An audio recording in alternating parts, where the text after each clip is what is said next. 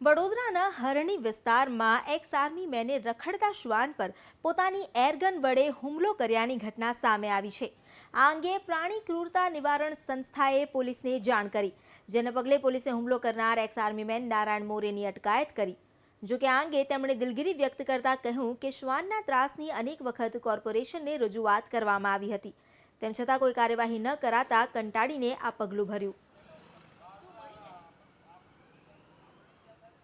नहीं, सहमत नहीं हूँ। मैंने गलत किया है। एक बेजुबान जानवर को नहीं मारना चाहता। I feel regret for that. એને પોલીસ અત્યારે લઈ ગઈ છે અને એની બંદૂક જપ્ત કરશે અને એડમિટ કરી દીધું છે કે હા હું મારું છું। એટલે પછી પોલીસ જે કે પ્રમાણે જો કેસ કરવો હશે તો કેસ, અને નહીંતર એની બંદૂક જપ્ત કરી લેશે અને એ માફીનામું લખી આપવા તૈયાર છે કે હું ફરીથી નહીં કરું, તો જે બી હોય તે। પણ અમારું મેઇન એમ એ છે કે એની બંદૂક જપ્ત થવી જોઈએ, સો દેટ ફરીથી આવું ન કરે, અથવા બીજા લોકોને બી એક મેસેજ પહોંચે।